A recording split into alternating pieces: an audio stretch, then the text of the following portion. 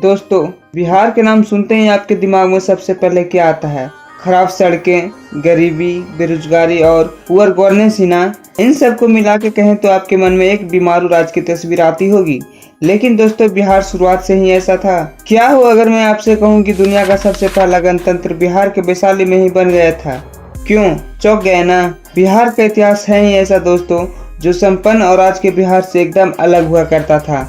Example के लिए बता दूं कि दुनिया के प्रसिद्ध धर्मों जैसे जैन धर्म और बौद्ध धर्म बिहार की ही देन है, और दुनिया की सबसे पुरानी यूनिवर्सिटी नालंदा यूनिवर्सिटी भी बिहार में ही थी। इसके अलावा दुनिया को राजनीति एवं कूटनीति का पाठ पढ़ाने वाले चाणक्य भी बिहार के ही रहने वाले थे। और इतना ही नहीं दोस्तों, सबसे पवित्र हिंदू ग्रंथों में से एक रामायण को लिखने वाले वाल्मीकि जी भी बिहार की मिट्टी से ही उपजे थे। दोस्तों, दुनिया को सर्जरी का ज्ञान भी बिहार से ही मिला था, और सर्जरी का ज्ञान दाता महर्षि सुश्रुत बिहार के ही थे, और गणित का ज्ञान देने वाले आर्यभट्ट भी बिहार के ही रहने वाले थे।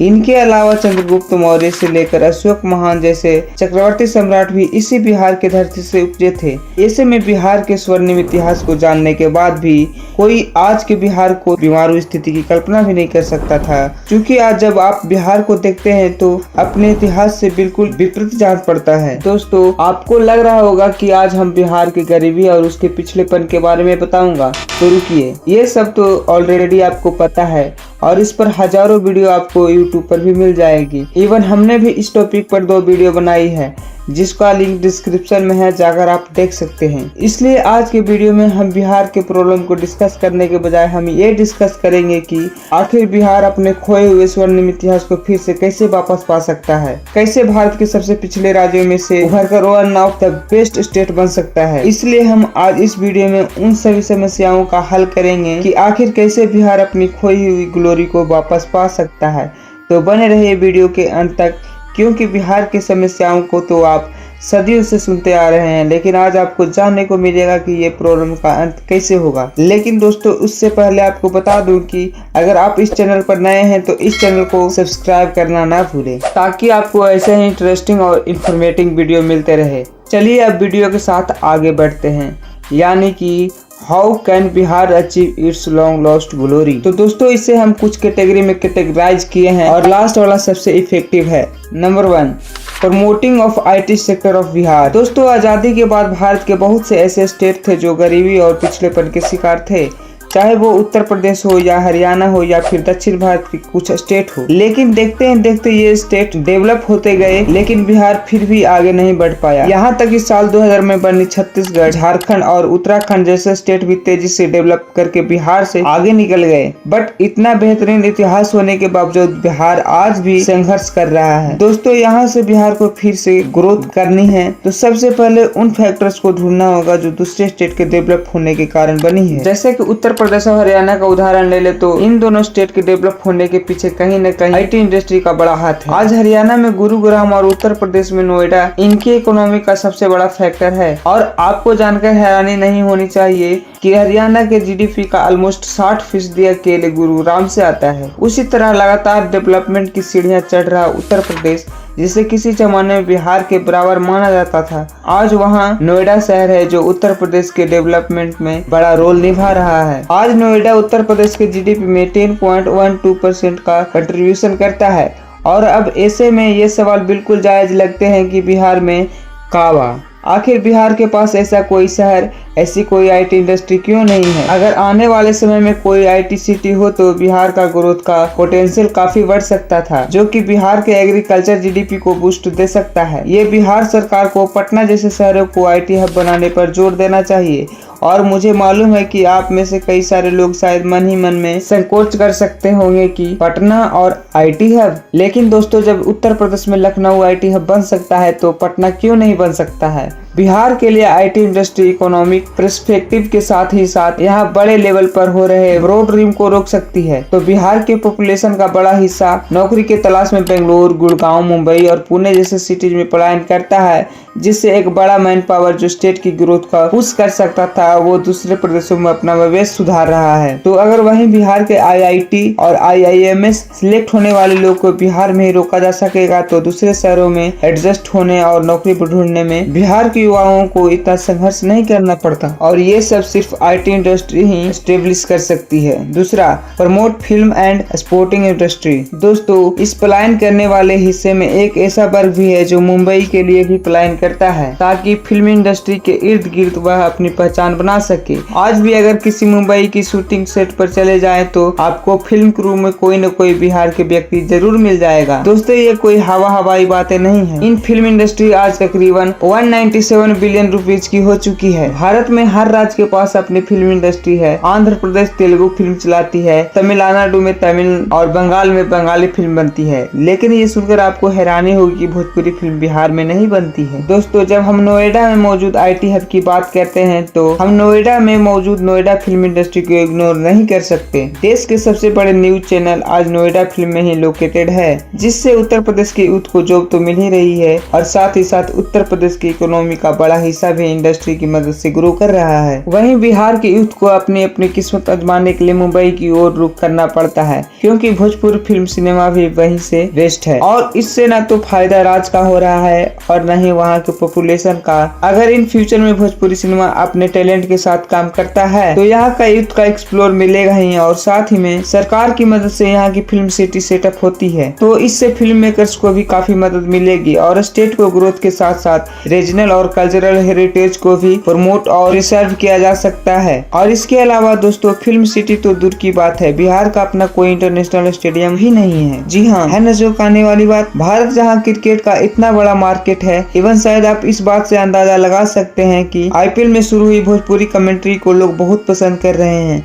इससे आप अंदाजा लगा सकते हैं कि क्रिकेट बिहार में कितना पॉपुलर है। पर क्रिकेटिंग इकोनॉमी को इग्नोर करते हुए बिहार में एक भी क्रिकेट स्टेडियम नहीं है। Focus on small and large scale industries. दोस्तों, ये तो रही फिल्म और स्पोर्ट इंडस्ट्री की बात, लेकिन बिहार की किस्मत बाकी इंडस्ट्री को लेकर भी कुछ खास अच्छी नहीं रही है। इस मैप में आप देख सकते हैं कैसे बिहार में पर 1 लाख लोगों के लिए सबसे कम फैक्ट्रीज हैं। ये दिक्कत बिहार के लोगों के साथ ही क्यों? बिहार के चीफ मिनिस्टर के मुताबिक इसका जवाब है बिहार का समुद्र किनारे न होना। ये बात कुछ हद तक ठीक भी है, क्योंकि बिहार एक लैंड लोकेट स्टेट है। लेकिन दोस्तों, ये पूरा सच नहीं है। दोस्तों, आज भले ही कोस्टल रीजन की इकोनॉमी और वहाँ का इंडस्ट्री सेक्टर हाइप कर रहा है, लेकिन इसका मतलब ये नहीं कि लैंड लोकेटेड स्टेट जैसे हरियाणा, झारखंड, मध्य प्रदेश और तेलंगाना की इकोनॉमी कहीं बहुत पीछे है। इसलिए लैंड लोकेटेड वाला फैक्टर पूरा सच नहीं है। और पूरा सच ये है कि यहाँ का लैंड छोटे छोटे से हिस्से में डिवाइडेड है, जिससे कोई भी इंडस्ट्री यहाँ पर जमीन खरीदना चाहे तो उससे काफी सारी दिक्कतों का सामना करना पड़ता है। वहीं बिहार के पास पूरे भारत में सबसे ज्यादा फर्टाइल लैंड मौजूद है, जिस वजह से कोई भी अपनी जमीन इंडस्ट्री ओनर को देना नहीं चाहता है। ऐसे में जरूरी है कि गवर्नमेंट ये जिम्मेदारी अपने सर ले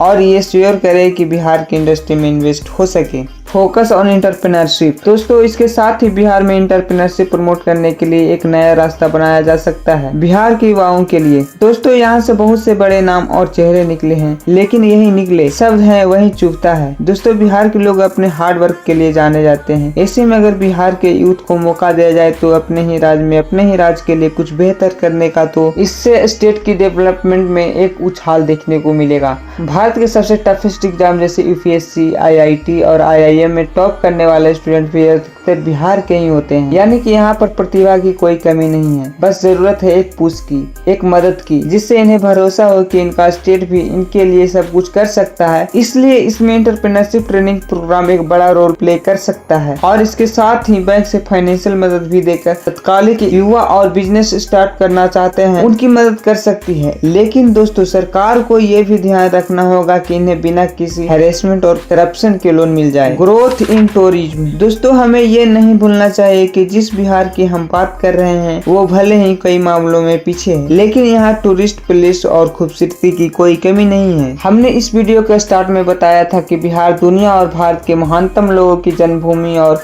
कर्म भूमि है, लेकिन बाकी स्टेट की तरह बिहार अपना टूरिज्म सेल नहीं कर पाया है। आज हम उत्तर प्रदेश को देखते हैं तो वहाँ अयोध्या राम मंदिर से वहाँ टूरिज्म में एक बड़ा जाम देखने को मिलता है। राम मंदिर ने उस पूर्वी उत्तर प्रदेश के लिए व्यापक टूरिज्म संभावना क्रिएट कर दी है, जहाँ 2 दशक पहले डेवलपमेंट के नाम पर सिर्फ कोशिश ही हो पा रही थी। वहीं आज अयोध्या उत्तर प्रदेश को अमीर बना रहा है। उसी तरह टूरिज्म सेक्टर बिहार के लिए मेजर रोल प्ले कर सकती है और हर स्टेट अपनी टूरिज्म के प्रमोशन के लिए अच्छा खासा अमाउंट पे करती है, क्योंकि उन्हें पता है कि टूरिज्म इंडस्ट्री उन्हें बड़ा बिजनेस बना कर देगी। अगर बिहार सरकार अपने टूरिज्म प्रमोशन और अपने स्टेट को टूरिस्ट के साथ सेफ बनाने पर फोकस करे तो बिहार बौद्ध, जैन और सिख समुदाय के अलावा नालंदा, विक्रमशिला, गया और भागलपुर जैसे जगहों के साथ एक बेहतरीन टूरिज्म स्पॉट बन सकता है। Work on agriculture reforms, good governance and social issues. दोस्तों ये तो रहे टूरिज्म की बात, लेकिन अगर हम बिहार के कोर में जाएं तो शुरुआती रिफॉर्म में बिहार को एक बड़ा इकोनॉमी बेनिफिट उसका एग्रीकल्चर सेक्टर भी दे सकता है। दोस्तों जैसे कि बिहार की इकोनॉमी में उसकी खेती का बड़ा योगदान रहा है, ऐसे में बिहार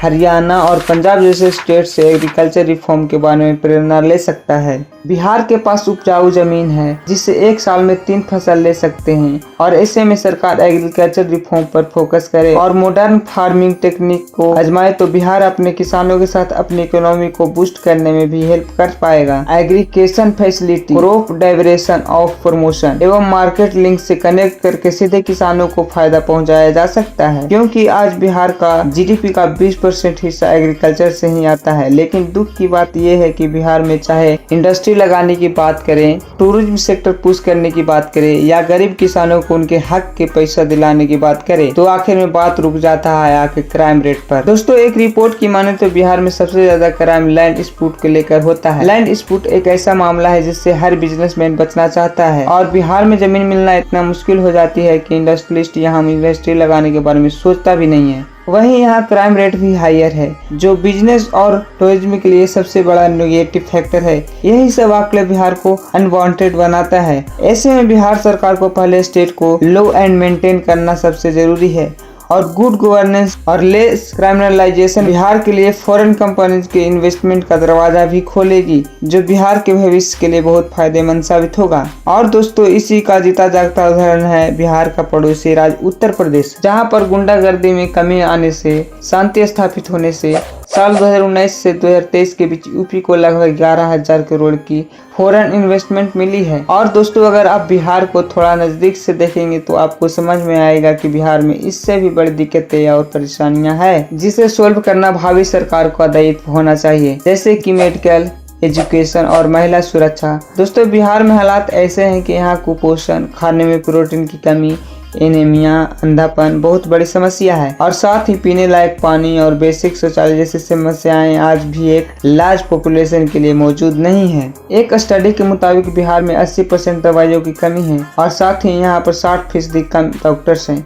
इंडियन मेडिकल एसोसिएशन के मुताबिक बिहार के आधे से ज्यादा डॉक्टर तो बिहार के सिर्फ 3 जिले पटना, दरभंगा और मुजफ्फरपुर में ही हैं और बिहार में हर 1 लाख मरीज के लिए केवल 26 हॉस्पिटल बेड्स ही हैं, जबकि स्पेशल एवरेज 138 का है। ऐसे में बिहार सरकार को हेल्थ इंफ्रास्ट्रक्चर क्रिएट करने के अलावा पब्लिक को रिफॉर्म करने की भी जरूरत है, जिससे बिहार के लोगों को एक बेहतर जीवन मिल सके। कंक्लूजन दोस्तों बिहार में जितनी समस्या वह समस्या कहीं न कहीं ढांचागत समस्या है, लेकिन हम बिहार झारखंड बंटवारे को भी कंसिडर कर सकते हैं, क्योंकि जब बिहार से झारखंड अलग हुआ तो सारे मिनरल और मैक्सिमम रिसोर्स झारखंड के हिस्से में चला गया और इससे बिहार के इकोनॉमी का बड़ा हिस्सा भी झारखंड के हिस्से में चला गया। लेकिन जब झारखंड बिहार का हिस्सा था तब इस पर इतना महत्व नहीं दिया गया, इसलिए एक तरफ ये बंटवारा झारखंड के लिए फायदेमंद साबित हुआ, वहीं बिहार के लिए नुकसान का सौदा था। वहीं दोस्तों आज बिहार अपनी पॉलिसीज और लॉ एंड ऑर्डर रिफॉर्म करके अपनी लॉन्ग लॉस्ट ग्लोरी हासिल कर सकता है और वहीं पटना, दरभंगा, गया और मुजफ्फरपुर जैसे शहरों रैपिड इंडस्ट्रियलाइजेशन बिहार के लिए